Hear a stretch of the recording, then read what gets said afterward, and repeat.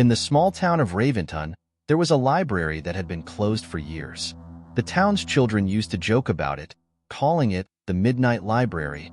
Its windows were boarded up, its doors locked tight with rusted chains, and the shadows inside felt wrong. Locals claimed that odd things happened around midnight there. Whispers carried on the wind, flickering lights, and a faint sound of a clock ticking down to something unknown. Sasha, an insomniac and a skeptic, had always brushed off the rumors about the library as small-town folklore. She was a graduate student visiting her grandmother, and her insomnia was back with a vengeance. Desperate for something to do, she found herself walking the town's empty streets at night, half hoping the midnight air would tire her out. That was how she ended up standing outside the old library just as her phone's clock struck midnight. As she stared at the cracked stone building, a strange sound broke the silence, a faint ticking. A chill crept down her spine, but curiosity got the better of her. She pushed on the heavy oak doors, surprised when they creaked open. Inside, the smell of dust and age hit her like a wave. Shadows danced along the walls, and the ticking grew louder. Sasha stepped into the library, and, to her horror, the doors slammed shut behind her. She tugged at them, but they wouldn't budge. She was trapped. It was darker than she'd expected. The only light came from old-fashioned oil lamps lining the walls, casting eerie shadows on rows of towering shelves. The ticking continued, echoing from somewhere deep within the building. It was like no library Sasha had ever seen.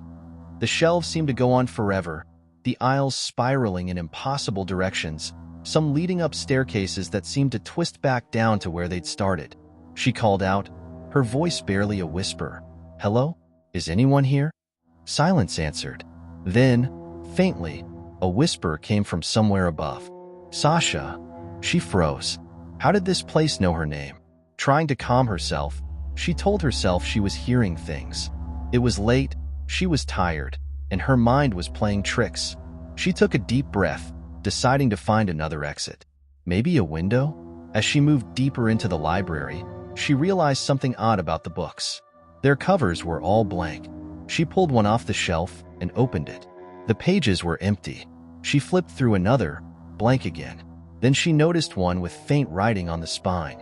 It looked older than the others, with a cracked leather cover. The Sleepwalker's Guide. Sasha opened it and was greeted with handwritten text, scrawled in frantic strokes. She squinted to read. Asterisk, they only come at night. The Sleepwalkers. They feed on the thoughts, the fears, the memories. Once you enter, you become a part of the library. You forget who you are, but the Sleepwalkers will remember. Asterisk. A chill seeped into her bones, and she dropped the book, hearing it thud against the dusty floor. Her pulse raced. This isn't real, she whispered, though she didn't believe herself. She kept walking, faster now, weaving through endless shelves, desperately looking for a way out. The ticking grew louder. A feeling washed over her. She wasn't alone. She could feel eyes on her, hidden in the shadows between the shelves. The silence was thick, but now and then, a soft scratching sound would echo, like something dragging across the floor.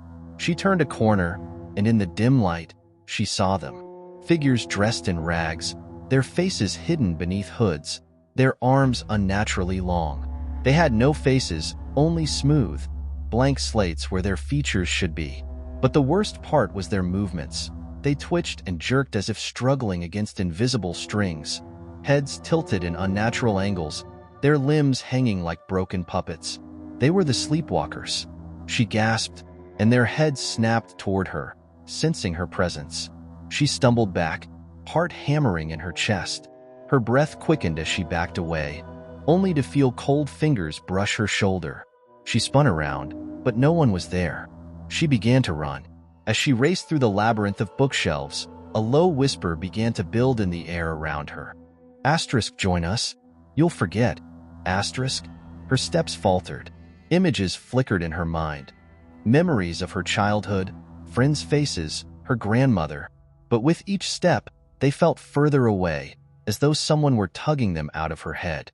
The whispers grew louder, hissing, "You won't remember. You won't remember."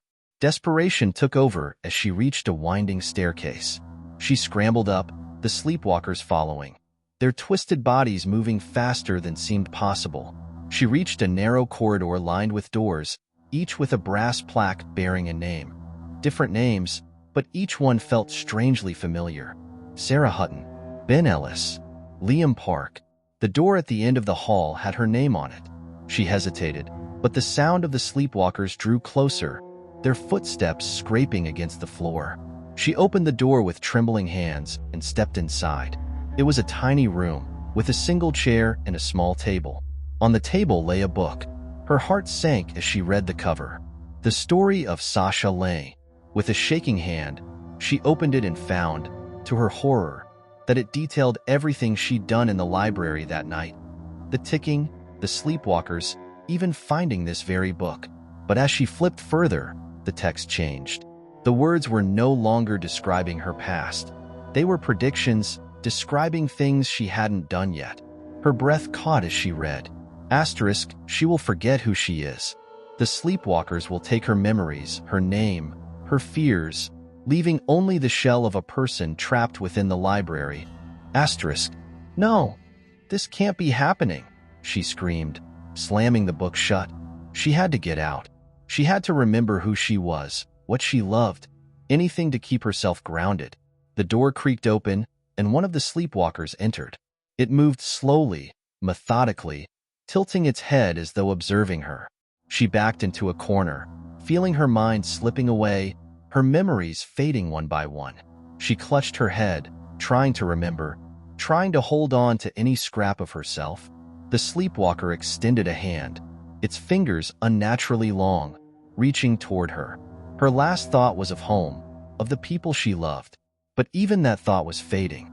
With a whisper, she felt herself slipping away, becoming a part of the midnight library.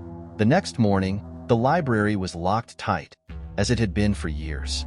But now, if anyone dared press their ear against the door at midnight, they would hear a soft, ticking sound, and a faint whisper that sounded almost like her voice.